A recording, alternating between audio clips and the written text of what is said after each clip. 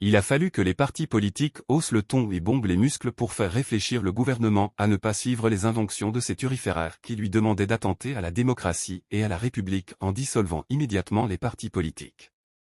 Utilisant le subterfuge, il a renoncé à la dissolution pour tenter l'abrogation de la charte des partis politiques. Si les deux concepts ne sont pas les mêmes, in fine, ils aboutissent au même résultat, à savoir mettre entre parenthèses la démocratie avec elle les partis politiques pour instaurer un régime totalitaire et anticonstitutionnel. Pour éviter la personnalisation du pouvoir et pour le respect de la Constitution de juillet 2023, les partis politiques et tous les démocrates doivent interpeller le CNT, la dernière étape d'une manœuvre démocraticide et anticonstitutionnelle tendant à abroger la charte des partis politiques. Pour rappel, le projet de loi passera devant le CNT, cet organe supplétif du gouvernement sur qui nul ne pourrait fonder le moindre espoir. En effet, après le projet de loi pris en Conseil des ministres, le CNT est la prochaine étape pour adopter et voter la loi ou amender ou bien rejeter le projet de loi. Le CNT, censé être un haut lieu des débats démocratiques, trancherait-il pour sauver la démocratie?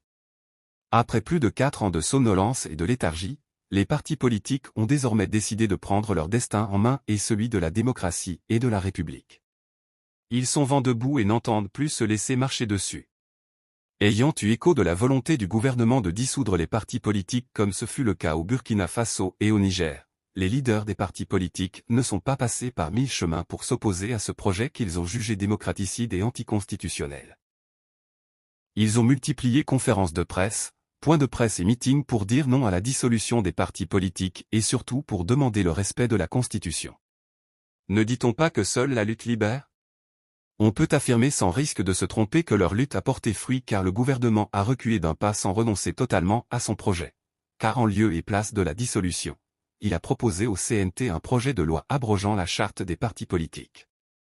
À analyser de près, la démarcation entre la dissolution et l'abrogation est infime, car leur finalité demeure la même. La balle est désormais dans le camp du Conseil national de transition, CNT, celui qui fait office d'organe législatif de la transition. Que faut-il attendre du CNT? La réponse coule de source, car cet organe, au lieu d'être la bouche et l'oreille du peuple, s'est mué en supplétif du gouvernement en devenant sa caisse de résonance. Sans oublier la récente violente et nauséabonde diatribe du président de cette institution de transition contre la classe politique, pourrait-on réellement espérer sur un organe dont les membres